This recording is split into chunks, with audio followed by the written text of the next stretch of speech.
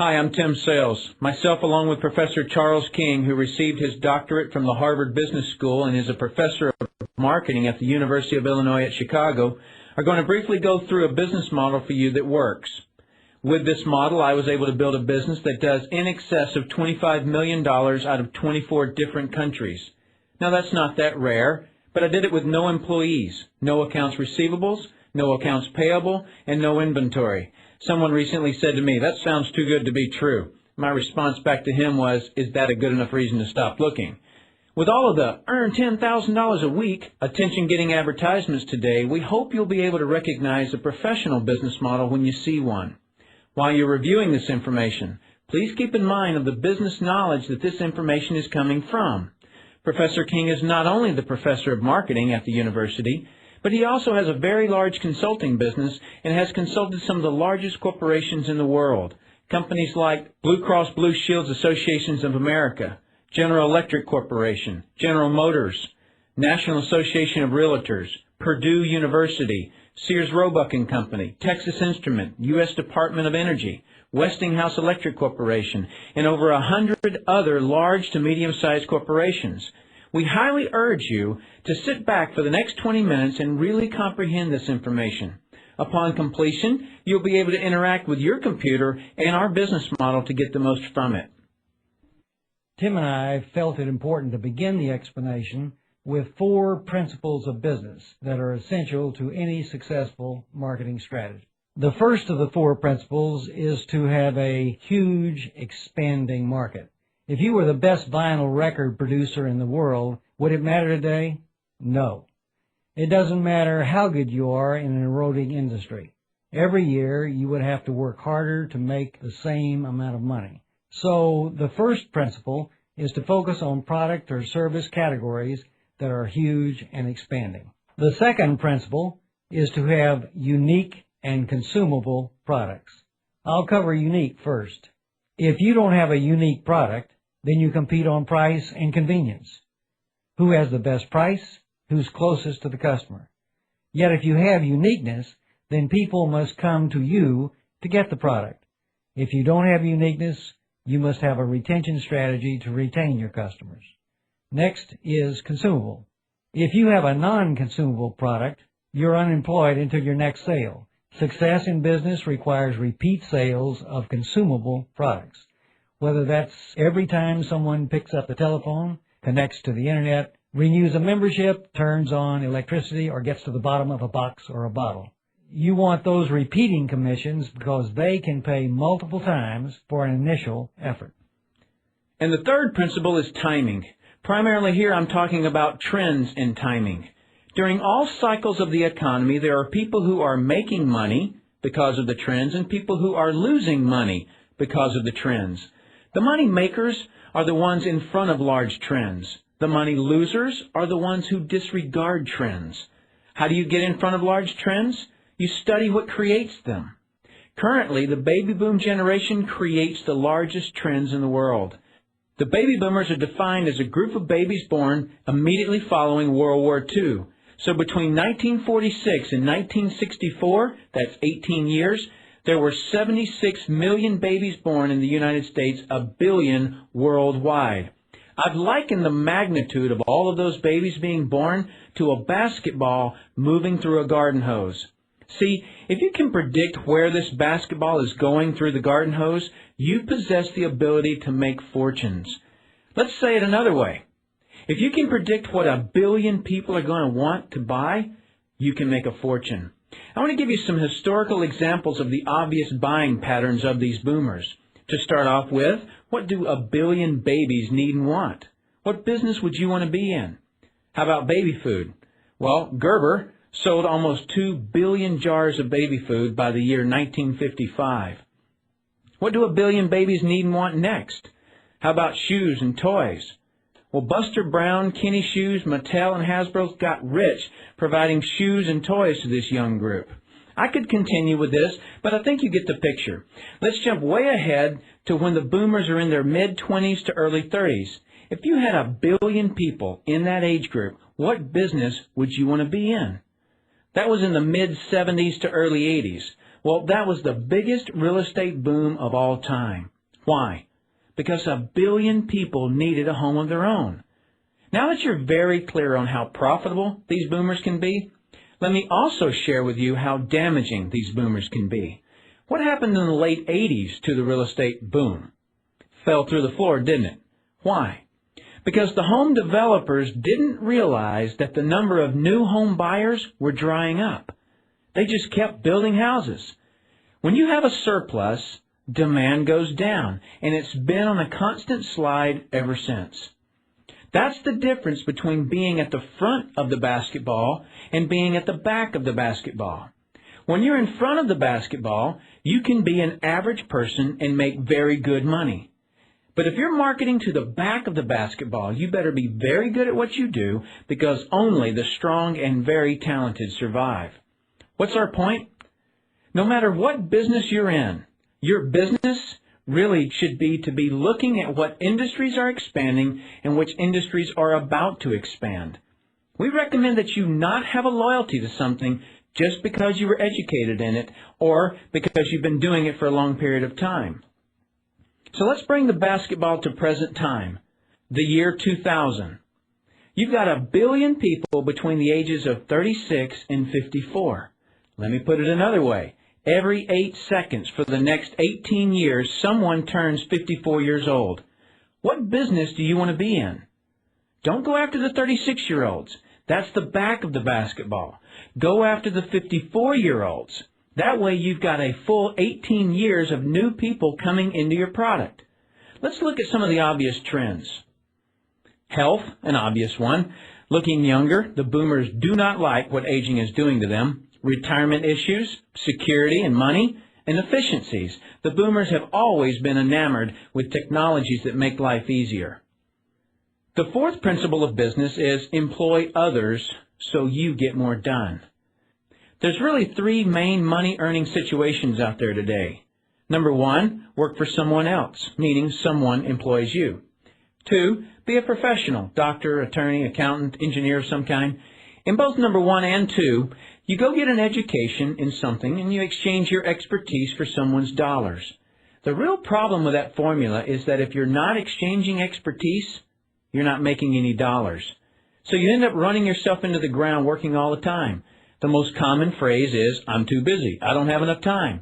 Until one day, you do the mathematical calculations and you figure out that you're not going to get ahead doing what you're doing. Normally, people either hide behind the TV and pretend the problem will go away, or they start getting educated on what actually creates wealth. And the third money-earning situation is to own your own business. In every business, you'll find that sooner or later you're going to run out of time or talent. When you try to do it all yourself, you can't. You absolutely must employ others so you can get more done.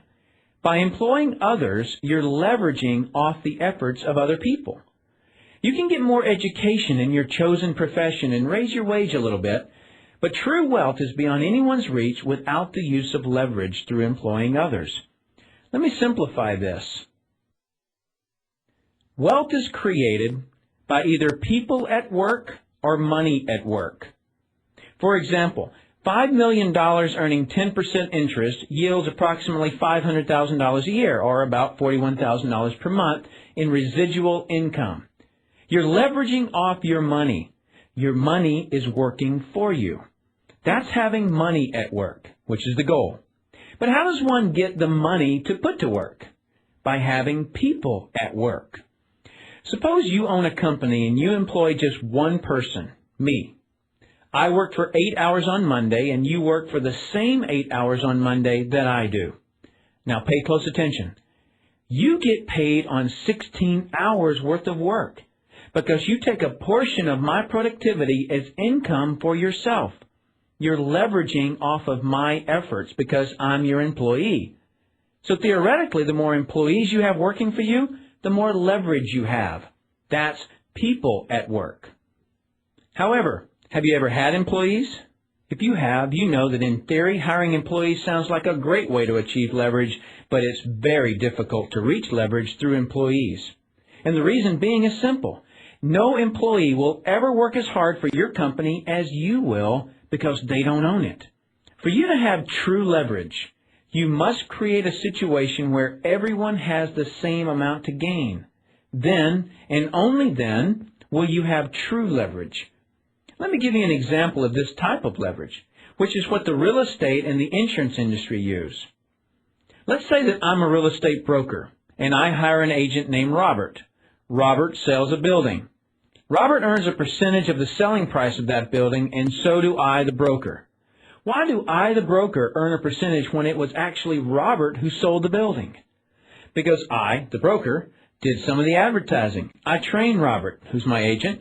It's my office. I put up the risks. I did a lot of things. And so it's valid that I, as the broker, earn my money. But Robert doesn't work for me as an employee. He's an agent who works for himself. It's totally in the agent's interest to earn more money. This is a very important differentiation from an employee.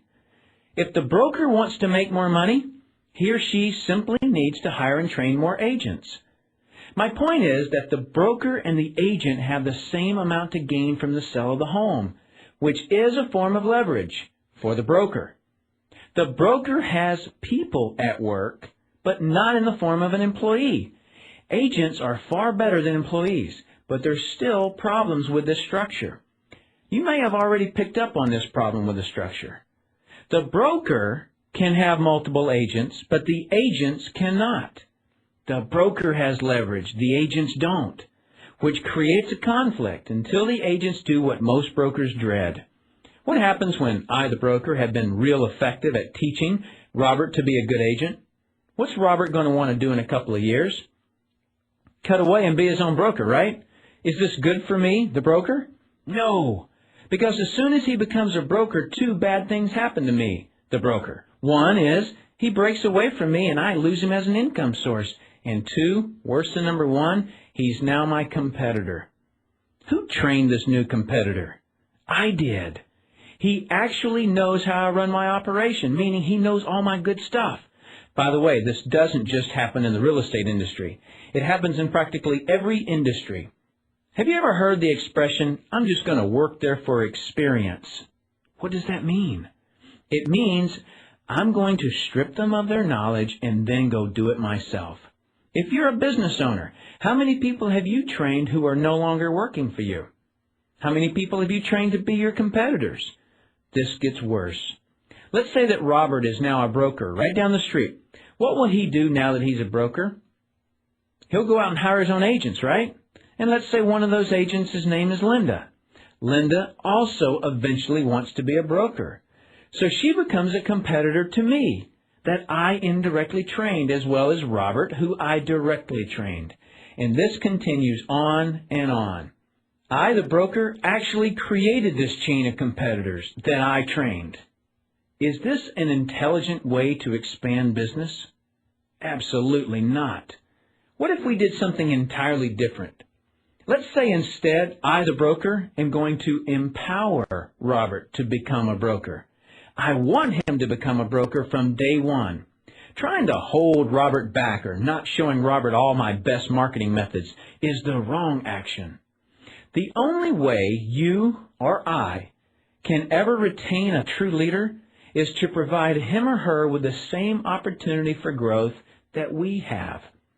Which is why I earlier stated that the only way to have true leverage is when you create a structure where everyone has the same amount to gain. So from day one, I'm going to encourage Robert to be a broker. And when he does, he doesn't break away from me and become my competitor. Robert simply shifts from agent to broker, which now allows Robert to hire his own agents just as I have done. I'm going to continue earning a percentage of what Robert and his agents sell. And shouldn't I? I trained him. I put up the risk. It's my office. All those reasons I mentioned earlier. Now, the percentage I earn from Robert and his agents should be smaller than when he was an agent, but I should still earn a percentage. Why would I or you work with Robert's agents? Because it's in our financial interest. The more money that Robert's agents make, the more money we make. The more money Robert makes, the more money we make. That's our continued incentive to always help Robert and his agents. So it's a win-win for all parties involved. Now, some people look at this and say, gosh, isn't that one of those pyramids? And what's the perception of a pyramid? People at the top make all the money and the people down below do all the work, right? Isn't that the perception of a pyramid? Professor King explained why this is not a pyramid and why people at the top don't necessarily make all the money. Let me make a quick point before I discuss the pyramid issue. It is not the geometric shape that people have a problem with. This geometric shape is probably the shape of your family tree. It's the shape of our government.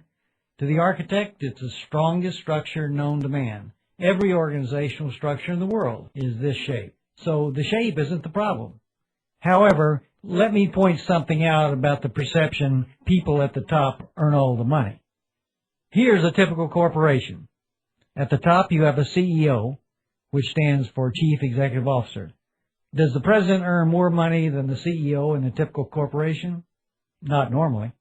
How about the president? Do any of the vice presidents earn more money than the president? No. What would happen if some of the vice presidents made more money than the president? Really, what would happen? Total confusion. This structure is called delegation. The reason why the president can tell the vice president what to do is because the president makes more money. Each level of the corporate structure earns less income. That's called a chain of command. The corporate structure is this. People at the top making the majority of the money, and the people at the bottom do not.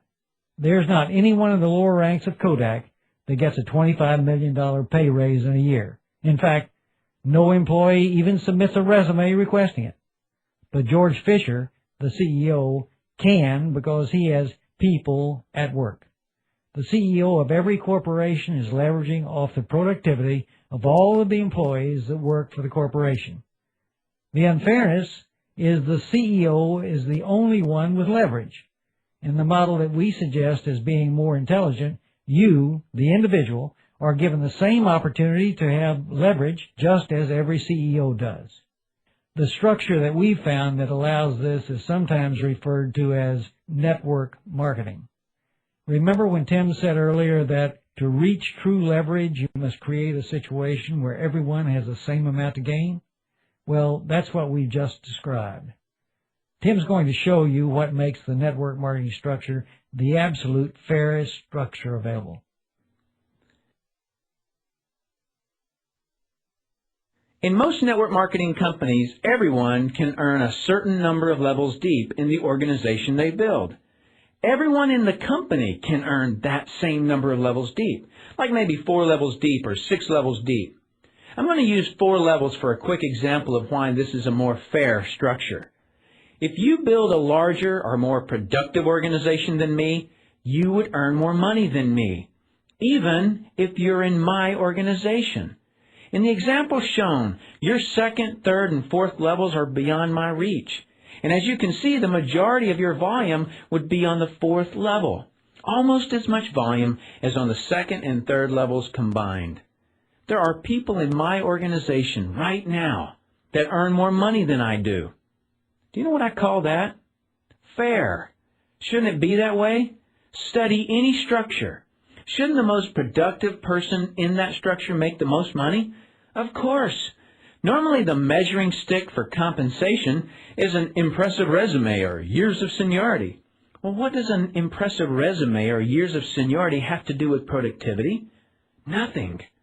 If you bring more profits to a company or organization, then you deserve more profits than anyone, right?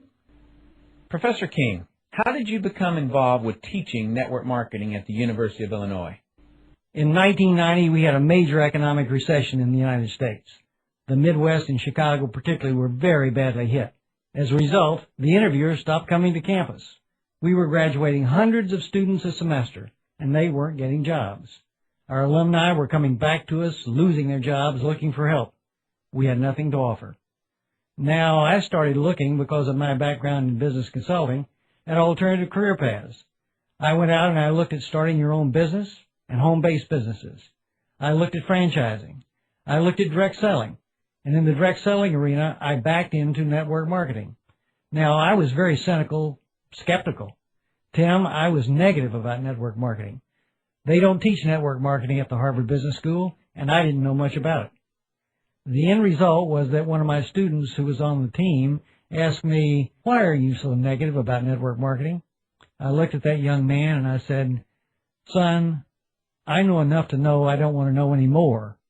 That student looked at me and he said, "Professor, if I gave you that answer to that question with no more information than you have, you would give me an F." I turned to him and said, "Son, you're absolutely right. I have no basis for that conclusion. You just made an A." As a result, we went to the library, we went to meetings, and for the next 6 months, we did due diligence on the network marketing industry. I visited the top companies, I talked to network marketing leaders, I became an evangelist. In 1990-91, we started teaching network marketing and the marketing curriculum at the university. Why would Microsoft, AT&T, Gillette, Colgate, Citibank, MCI, IBM, Toyota, Xerox, Texas Instruments, General Motors, General Electric, AOL, Netscape, Oracle, Sun Microsystems, SkyTel, Coca-Cola, and many others distribute some or all of their products and services through network marketing? These large corporations are firm testimony to the industry's success and credibility. The majority of these corporations have started working with network marketing companies just in the past few years. That confirms what Professor King was saying about that the industry has come of age and is now a true profession. Think about why it's a good business decision for these corporations to distribute their products through network marketing. Consider the steps it would take a company like AT&T to get a cell phone into the market. Number one is advertising, TV, newspaper, magazine, banner ads, billboards, mailings. How much money have they spent on these advertisements? Millions before one phone is sold. Number two is a call center. They need to hire and train a call center to field all the calls from their advertisements. How much money does that cost them? How many phones have they sold? None. The third one is sales reps. They need to hire and train the sales reps to connect the phone with a person. How much money does it take to hire and train that sales force? Salaries plus commission? A lot. How many phones have sold? None yet. Contrast this with AT&T, who joint ventures with a network marketing company, and all the network marketing company needs to do is send an email to all their brokers and agents or send a phone message, and immediately 50, 75, 100,000 brokers and agents buy the phone. Then all these brokers start training the agents on how to market the phone. With a network marketing channel, when does AT&T spend money? Only when a phone is sold. That's why so many companies have been joint venturing with network marketing companies and why this trend is just beginning. We'd like to cover one last thing in closing, which we feel is one of the most important points. Have you ever noticed that there are people who earn $10,000 a year? And there are also people in that same year who earn $10 million a year? They both earn their income using 24 hours a day, right? What does person one not know that person two does know? You need to understand the difference.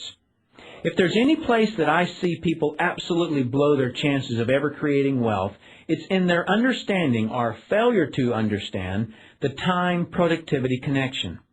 I hear people all the time complaining that they're too busy and don't have enough time. People act as though time owns them instead of them owning their time.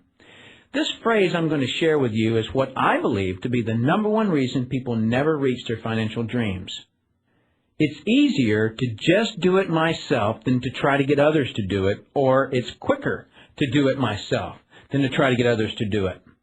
The reason people are so busy and don't have enough time is they lack an understanding of what a powerful investment it is to train others so you get more done. People fail at executing this because normally it's not rewarding to train others your expertise because they'll take it and profit without you. But in network marketing, you're rewarded exponentially for your willingness to train others effectively. When you fully understand the power of educating and empowering others so that you can get more done, you're truly on your way to wealth.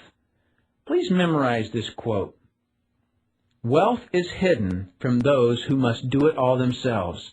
Wealth exposes itself to those patient enough to train others. Suppose you have a 4-year-old son. His shoestrings are untied.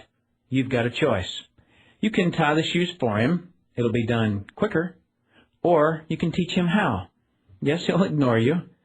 Have him hold one of the strings while you tie around it. Keep doing that for 2 to 3 weeks, and he'll be trying to get the other string out of your hand. When he finally does it himself, his knot won't hold. Keep teaching. Soon you'll have built a little guy with pride, and you've leveraged yourself so that you can get more done. What's most important here is that you understand that this is your teaching lesson. He'll learn to tie his shoes when you learn to teach him. Network marketing is the most ethical business I've ever seen. It actually builds people when done correctly. My point in all of this is you've leveraged yourself. Shoestrings are still getting tied, but not by you. That's because you invested your time by training others versus expending your time by doing things the quicker way or the easier way. That's what the wealthy know and implement. Now, with that understanding, you can see why we refer to network marketing as brilliant compensation. In network marketing, what you teach and train others to do is to duplicate what you do, which is to find and train others. This is actually multiplying you, not just duplicating you. When you do network marketing right, there's nothing like it. Let me show you why. Let's suppose you're a workaholic. What's the maximum number of hours you could work in a day? 24 hours, right? What if you didn't sleep for a whole year? If you were to work a whole year without any sleep, it would equal 8,760 hours. But that's the maximum number of hours you could work in a year. Don't you agree? I have about 56,000 brokers and agents in my organization worldwide. Let's suppose that all 56,000 people work just 1 hour out of a year. 56,000 people times 1 hour each equals 56,000 hours of work that I'm being paid on. Well, for most people to earn on 56,000 hours of work, they'd have to work for over 6 years, 24 hours a day without sleep to accomplish what I could accomplish working 1 single hour in a whole year. Now let me throw something really ridiculous at you. Suppose all my 56,000 people worked 1 8-hour day in a year. Notice I didn't say work 8 hours a day for a year. I said work 1 8-hour day in a year. 56,000 people times 8 hours is 448,000 hours I'm being paid on. It would take most people working over 51 years, 24 hours a day, to do what I could do in 8 hours a year. 8 hours in 1 year versus 51 years. Doesn't seem fair. It's definitely not fair. What's not fair is that you haven't understood this until today and other people have. But now that you understand it, take advantage of it. The difference between the wealthy and everyone else is not a mystery. It's leverage. You've got to understand that. And as I stated earlier, you have to either have money at work or people at work. And there is not a more ethical, win-win, affordable structure available than network marketing. Is network marketing perfect? Of course not. Nothing is. Every industry has its good and bad. Network marketing just has more good than any other industry for the most number of people. Will it require you to work hard? Absolutely. Is it worth it? Absolutely. Because it's an investment of your time, not a waste of time like being employed by someone else is. In summary, wealth is created by finding a product or service that a lot of people want and need. Make sure you get repeat business off of it. Choose it by looking at the trends. Employ others so you get more done. Make sure that the way you employ others doesn't cannibalize your company by training your best competition, and make sure you're offering the same opportunity for growth that you have to all those you employ. The next chalkboard you'll see has frequently asked questions that you can interact with on your computer. Professor King and I sincerely appreciate the time you've devoted to this explanation, and we hope it's been educational for you.